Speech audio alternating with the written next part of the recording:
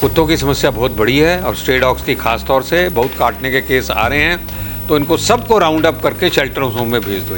12 करोड़ से अधिक stray dogs जो हैं पूरे देश के अंदर हैं और लगभग 1 करोड़ कुत्ते हर साल काटने के केस आते हैं और मेरे मरने की कामना करते हैं, मुझे गालियाँ देते हैं, मुझे एंटी एनिमल कहते हैं, मुझे एंटी डॉग्स कहते हैं। सुप्रीम कोर्ट ने एक और बात कह दी है कि इन आवारा कुत्तों को जो आक्रामक हैं और जिनको रेबीज है उनको आप मार भी सकती हो जी। आप शेल्टर होम जाना ना, उनको खाना खिलाना, तब हम देखता हूँ चलते चलते अपने घर के पास दूसरे घर के सामने के अंदर रोटी फेंक देना तो बड़ा आसान काम है। अभी तो आप ज़माना ये आ जाएगा कि लोग अब माता पिता बच्चों के साथ नहीं रहेंगे, कुत्तों के साथ रहेंगे। क्यों? हमारी और उनकी भाषा अलग होगी, लड़ाई झगड़े की उम्मीद नहीं होगी जाके। मुर्गों पे मैंने नहीं बोलते देखा इनको, मछली पे मैंने नहीं बोलते देखा उनको, गायों पे मैंने नहीं बोलते देखा इनको, बकरों पे मैंने नहीं बोलने देखा। कौन सा जानवर कट नहीं रहा जी? तो लोगों ने कहा जी क्या बात करते हो जी, ये जितने भी कुत्ता प्रेमी हैं या कुत्ता डॉग फीडर्स हैं ये सब आपको काटने के लिए दौड़ेंगे जाके। जितनी गालियाँ मेरे को पड़ती हैं तो मैं समझता हूँ मेरा आंदोलन जो है वो मजबूत हो रहा है। और आप समझिए मैं अकेला ही खड़ा हूँ जाके, कोई पॉलिटिकल पार्टी इसमें रिस्क नहीं ले रही है जाके। हर जगह 200 से 300 लोग इकट्ठे होने लग गए, तो हमें लग गया कि आवारा कुत्तों की समस्या बहुत बड़ी है और हर ही जगह हमको डिस्टर्ब किया और डिस्टर्ब भी महिलाओं के थ्रू कराया गया ताकि उनको कुछ कह ना सके जाके। तब से हमारा 3 साल से ये आंदोलन चल रहा है लगातार। स्कूटर पे जा रहा हो तो कुत्ता जब पीछे पड़ जाए तो स्कूटर को गिरा के ही मानता है जाके। तो कोई सोचेगा कि अभी आवारा कुत्तों का मामला क्यों उठा जी? वो इसलिए उठा, पहले हमारे गांव के अंदर, शहर के अंदर कुत्ते बहुत कम होते थे। जो सरकारें कोविड को कंट्रोल कर सकती हैं, मोदी की सरकार, वो सरकार शेल्टर होम बनाना कौन सी बड़ी बात है जी? सुप्रीम कोर्ट अपने फैसलों के लिए जाना जाता है और हाल ही में सुप्रीम कोर्ट चर्चा का विषय बना हुआ है। लेकिन इन सब के बीच में सुप्रीम कोर्ट ने एक अभी वर्डिक्ट दिया है दिल्ली के लोगों के लिए जो स्ट्रे डॉग से रिलेटेड है।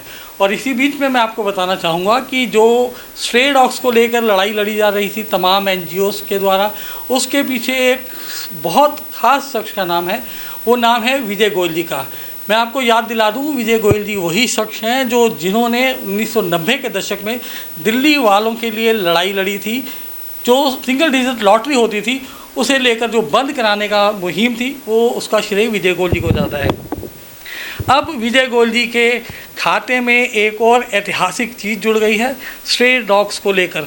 तो क्या रहा सुप्रीम कोर्ट का पूरा वर्डिक्ट और क्या रही संघर्ष में इनका योगदान, क्या कुछ करना पड़ा और कितना कुछ इन्हें सहना पड़ा। तो चलिए बात करते हैं विजय गोयल जी से। विजय गोयल जी बहुत बहुत स्वागत है पहले तो आपका। धन्यवाद आपका बहुत। विजय गोयल जी, हमने कई एपिसोड्स आपके साथ किए हैं स्ट्रे डॉग्स को लेकर। एक बहुत लंबी लड़ाई आपको लड़नी पड़ी और आपको बहुत कुछ सुनना भी पड़ा था। तो मैं आज जानना चाहूँगा उस पूरी जर्नी के बारे में और इस पूरे वर्डिक्ट में क्या अहम चीज़ रही। देखिए सबसे बड़ी बात क्या है, मैं समस्या को केवल उठाने के लिए नहीं उठाता, मैं उसी समस्या को उठाता हूँ जो वाकई में लोगों को पीड़ा दे रही होती है जी। जिस समय मैंने लॉटरी का आंदोलन शुरू किया था उस समय लाखों लोग लॉटरी बेचते थे और करोड़ों खेलते थे। तो जब मैंने आंदोलन शुरू किया तो मेरे ही दोस्तों ने कहना शुरू किया, गोयल साहब क्या बात करते हो, इतने लोग खेल रहे हैं और इतने खिला रहे हैं तो ये लॉटरी बंद का आपका आंदोलन सफल नहीं होगा जाके। तो मैं मायूस हो गया, बैठ गया। तब मैं एक बार इंडिया गेट पे गया, बोट क्लब होता था उस समय और सरकारी कर्मचारी वहाँ बैठ के खाना खाया करते थे जी।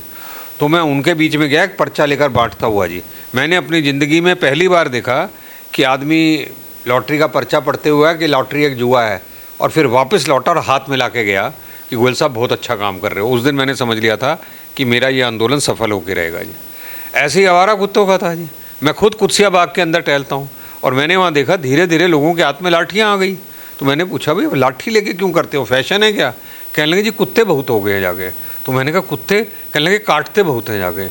तो मैंने फिर उसके बाद दूसरा पार्क था मेरा लोधी गार्डन, तीसरा था नेहरू पार्क। तो सभी जगह लोगों की ये समस्या बढ़ रही थी जी। ये मैं आज से 3 साल पहले की बात कह रहा हूँ जी। तो मुझे लगा वाकई में ये बहुत बड़ी समस्या है जी। तो मैंने उठाया, तो मैंने अपनी मीटिंगें बुलाई जैसे मैं करता हूँ भाई ऐसे ऐसे समस्या को हम आंदोलन में के रूप में कुत्तों के जो काटने के खिलाफ हम आंदोलन करेंगे। तो लोगों ने कहा जी क्या बात करते हो जी, ये जितने भी कुत्ता प्रेमी हैं या कुत्ता डॉग फीडर्स हैं ये सब आपको काटने के लिए दौड़ेंगे जाके जी।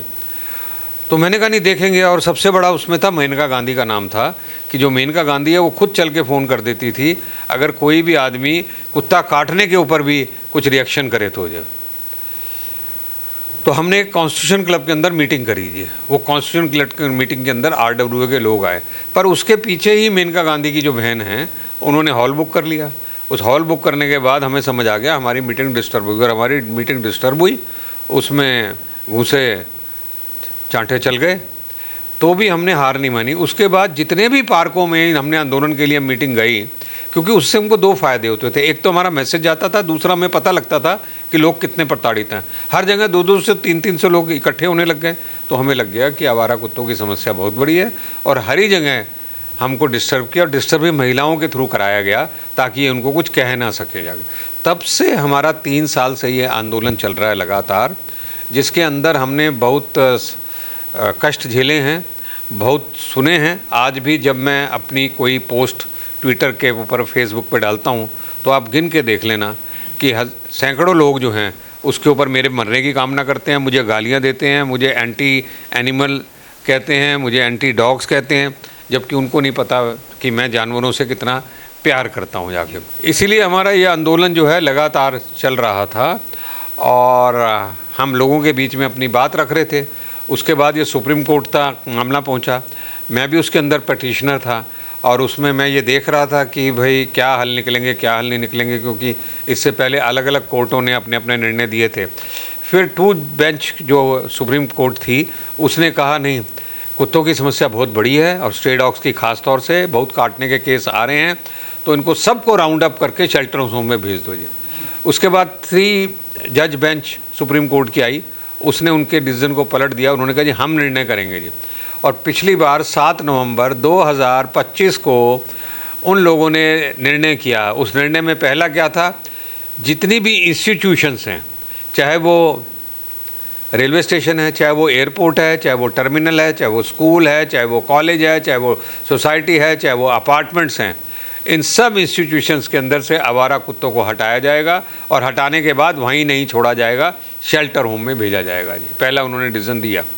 दूसरा उन्होंने कहा कि सड़कों के ऊपर जो लोग खाना खिला रहे हैं अब वो सड़कों पे नहीं खिला सकते, डेजिग्नेटेड प्लेसेस बनेंगे, केवल वह उतने ही पे ही खाना कर सकते हैं। तीसरा उन्होंने कहा जो भी आक्रामक कुत्ते हैं, एग्रेसिव डॉग्स हैं, और जो रेबीज़ के शिकार कुत्ते, बीमारी के कुत्ते हैं, उन कुत्तों को शेल्टर होम के अंदर भेजा जाएगा कंपलसरी, और फिर उनको कभी भी रिलीज़ नहीं किया जाएगा। तो उन्होंने रिज़र्व कर लिया। अब ये सारी जो NGOs थी, डॉग लवर्स, डॉग फूडर, ये सारी पहुंच गई दोबारा सुप्रीम कोर्ट के अंदर कि भाई हमको सुनो और हमको ये करो। तो उन्होंने सबको सुनने के बाद ये कह दिया कि हम अपने 7 नवंबर 2025 के आदेश पर कायम हैं, और उसमें उन्होंने और सख्ती कर दी।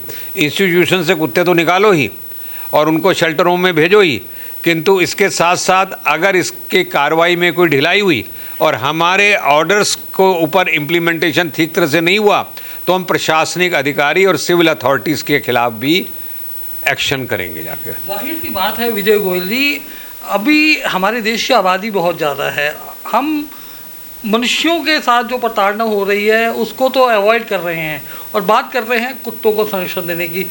पशु प्रेमी होना चाहिए, लेकिन उस कॉस्ट पे नहीं कि छोटे छोटे बच्चों के साथ बहुत ब्रूटली ये डॉग्स पेश आए हैं। तो क्या कहेंगे? सरकारें तो आंकड़ा छुपाती हैं। 12 करोड़ से अधिक स्ट्रे डॉग्स जो हैं पूरे देश के अंदर हैं, और लगभग 1 करोड़ कुत्ते हर साल काटने के केस आते हैं जाके। तो आप समझ लीजिए स्थिति भयानक क्या है। अभी मैंने डाला था, वीडियो डाली थी कि कुत्ते तो झूला झूल रहे हैं और बच्चे अपार्टमेंट में बंद हैं, क्योंकि उनको डर लगता है नीचे उतरते। उनको क्या डर लगता है, उनके माँ बाप बिना अपने साथ लिए कुत्तों को लेके, वो बच्चों को लेकर पार्कों में नहीं जाते झूला झुलाने के लिए जी। सीनियर सिटीजन्स के हाथ में लाठी आ गई है, उनको भी लगता है, उसके बाद भी डर लगता है जी। महिलाओं को तो अलग डर लगता है जी। स्कूटर पे जा रहा हो तो कुत्ता जब पीछे पड़ जाए तो स्कूटर को गिरा के ही मानता है जाके। तो कोई सोचेगा कि अभी आवारा कुत्तों का मामला क्यों उठा जी। वो इसलिए उठा, पहले हमारे गांव के अंदर, शहर के अंदर कुत्ते बहुत कम होते थे, तो हमारी माँ जो थी ना, पहली रोटी गाय की निकालती थी और आखिरी रोटी कुत्ते की निकालती थी। तो जो अधिकता होती है वो हर चीज़ की खराब होती है। आपके यहाँ भी कोई चीटियाँ आ जाएँ, हाँ, तो इसीलिए हो गया। दूसरा, कोविड के टाइम में इनका स्टरलाइजेशन और वैक्सीनेशन नहीं हुआ, तो इनकी संख्या जो है एकदम से बहुत ज़्यादा बढ़ गई थी। तो अब जो है इन आवारा कुत्तों की समस्या इतनी बढ़ गई है, तो अब कोर्ट के आदेश हो गए हैं। कोर्ट ने साफ तौर से कह दिया है कि ये जो डॉग लवर्स हैं या डॉग फीडर्स हैं, अगर इन्होंने म्यूनिसिपल ऑफिशियल्स को, अधिकारियों को काम करने से रोका तो इनके खिलाफ भी कार्रवाई होगी। तो मैं आज RWA से अपील करना चाहता हूँ, अपने अपने यहाँ जो भी ये लोग अपने आप को डॉग फीडर्स या लवर्स कहते हैं, ये अगर कहीं पर बाधा डालें आवारा कुत्तों को उठाने के अंदर, उनको वैक्सीन करने में, उनको स्टरलाइज करने में, उनको ले जाने में, उनको हटाने में, तो इनको आपने खिलाफ FIR करनी है जी। दूसरा, अब सुप्रीम कोर्ट ने एक और बात कह दी है कि इन आवारा कुत्तों को जो आक्रामक हैं और जिनको रेबीज़ है, उनको आप मार भी सकते हो जी। यूथेनेसिया देकर गुड स्लीप उनको दे सकते हो। पहले तो आपको मालूम ही हो गया ना, 1960 से पहले तो हर कुत्ते को गोली खिला दी जाती थी जी।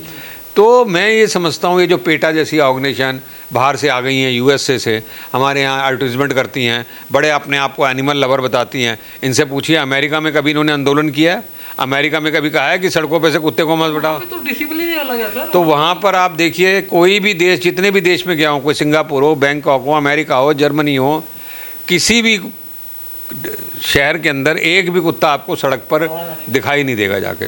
अब इन कुत्तों के कारण टूरिज्म बड़ा इफेक्ट हो रहा है। आपने देखा होगा स्टेडियम्स के अंदर खिलाड़ी आए थे, एयरपोर्ट पे भी कुत्ते हैं, टूरिस्ट आए थे। एयरपोर्ट पे 31 कुत्तों के काटने के मामले अभी पिछले 6 महीने के अंदर आ गए हैं। ये सुप्रीम कोर्ट बता रहा है, ये विजय गोयल नहीं बता रहा।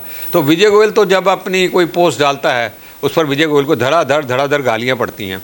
तो लोग कहते हैं जी आपको घबराहट नहीं होती? नहीं, मैंने कहा जैसे किसी का मरने का उड़ जाता है ना, कि ये मर गया है तो फिर उसकी उम्र लंबी हो जाती है। तो मैंने कहा इसलिए जितनी गालियाँ मेरे को पड़ती हैं, तो मैं समझता हूँ मेरा आंदोलन जो है वो मजबूत हो रहा है। और आप समझिए, मैं अकेला ही खड़ा हूँ जाके, कोई पॉलिटिकल पार्टी इसमें रिस्क नहीं ले रही है जाके, क्योंकि सबको अपने वोट बैंक की चिंता है और सबको ये चिंता है कि हाँ, ये जो कुत्ता प्रेमी है हमारे पीछे पड़ जाएंगे। ये हैं तो गिनती में 15, और दूसरा उधर RWA 100% हमारे साथ हैं, पर ये 15 महिलाएं इतना शोर मचाती हैं, इतना FIR करती हैं, केस दर्ज कर देती हैं कि आपको रहना दूभर हो जाता है। इसलिए आप किसी भी अपार्टमेंट में चले जाइए, सारी RWA कहेंगी हम कुत्तों से परेशान हैं, और कहेंगी ये 2 औरतें हैं जो यहाँ पर हमें परेशान करती हैं जी। तो गोयल साहब, अभी क्या लगता है आपको कि ये समस्या क्या अभी यहीं पर ख़त्म हो जाएगी, क्योंकि अभी और समस्या बढ़ेगी, क्योंकि पार्कों में जाना आना लोगों का कम हो गया है? इस आदेश के बाद भी क्या लगता है कि समस्या का समाधान हो गया है या अभी टाइम लगेगा? इस आदेश के क्या फ़ायदे हैं मैं बताता हूँ जी। मेरा अगर एक इंस्टीट्यूशन है और उसमें कुत्ते घूम रहे हैं, तो कोई भी आदमी आएगा, मैं इन आवारा कुत्तों को बाहर नहीं निकालने दूंगा। अब आप लॉ दिखा देंगे कि हम इसको निकाल सकते हैं। सबसे बड़ा फ़ायदा तो ये हुआ है। दूसरा फ़ायदा हुआ है कि अगर आवारा कुत्तों को पकड़ने के लिए म्यूनसिपल अथॉरिटीज़ आएंगी, तो अगर कोई उनको डिस्टर्ब करेगा तो म्यूनसिपल अथॉरिटीज़ लॉ दिखा देगी और FIR कर देगी, वैसे ही कि सरकारी काम के अंदर ये बाधा पहुंचा रहे हैं। वो एक फ़ायदा हो जाएगा जी।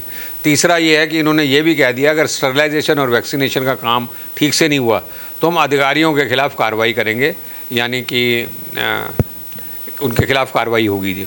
चौथा ये हो गया कि भाई जो भी अधिकारी हैं उनको रिपोर्ट देनी पड़ेगी, और उन्होंने कहा कि अब हाई कोर्ट ही इस बात को मॉनिटर करेगी कि ठीक तरह से राज्य के अंदर इम्प्लीमेंट हो रहा है या नहीं हो रहा है। इसको अगर इम्प्लीमेंट नहीं हो रहा होगा तो हाई कोर्ट उनके खिलाफ़ कार्रवाई करेंगी। छठा, उन्होंने कह दिया सुप्रीम कोर्ट ने, भाई हम नहीं सुनेंगे, अब हाई कोर्ट सुने, हमने फैसला दे दिया है। सातवां, उन्होंने कह दिया जी हमारे को आदेश में इतनी सी भी कोताही हुई तो हम आपके खिलाफ़ एक्शन ले लेंगे जी। आप एक बात समझ लीजिए, मेरे खिलाफ़ लोग क्या कहते हैं? मेरे खिलाफ़ लोग ये कहते हैं कि जी ये हल क्या है, इतने सारे शेल्टर होम कैसे बनेंगे, कौन बनाएगा, फ़ंड कहाँ से आएंगे?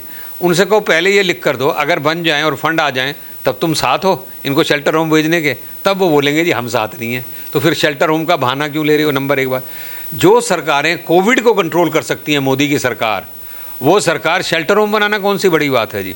आप प्राइवेट बना लेंगे, NGOs आ जाएंगे, और तुम अपने आप को बड़ा कुत्ता प्रेमी करते हो, आप शेल्टर होम जाना ना, उनको खाना खिलाना, तब हम देखता हूँ चलते चलते अपने घर के पास दूसरे घर के सामने के अंदर रोटी फेंक देना तो बड़ा आसान काम है। तीसरा, ये एनिमल लवर नहीं है जाके, मुर्गों पे मैंने नहीं बोलते देखा इनको, मछली पे मैंने नहीं बोलते देखा उनको, गायों पे मैंने नहीं बोलते देखा इनको, बकरों पे मैंने नहीं बोलने देखा। कौन सा जानवर कट नहीं रहा जी? तो मतलब ये सिर्फ एनिमल लवर नहीं है, ये सिर्फ डॉग फीडर हैं, क्योंकि डॉग आसपास घूमता है। अब आप हाथी घुस जाता है, भगाते हैं नहीं भगाते उसको? शेर घुस जाता है, भगाते हैं नहीं भगाते हैं? शेर अगर आ जाएगा, खा रहा होगा तो गोली दे के मारते हो नहीं मारते हो जाके? पर यहाँ इनको हो गया है, क्योंकि इनको ऐसा लगता है कि बड़ा पुण्य का काम कर रहे हैं। अभी तो आप ज़माना ये आ जाएगा कि लोग अब माता पिता बच्चों के साथ नहीं रहेंगे, कुत्तों के साथ रहेंगे। क्यों? हमारी और उनकी भाषा अलग होगी, लड़ाई झगड़े की उम्मीद नहीं होगी जाके।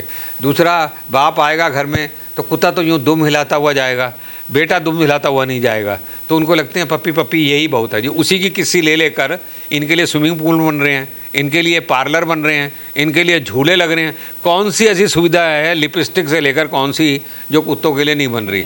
तो अपने मनुष्यों के ऊपर कोर्ट ने ये भी कहा, भी आर्टिकल 21 जो है वो राइट टू लाइफ और राइट टू सिक्योरिटी देता है।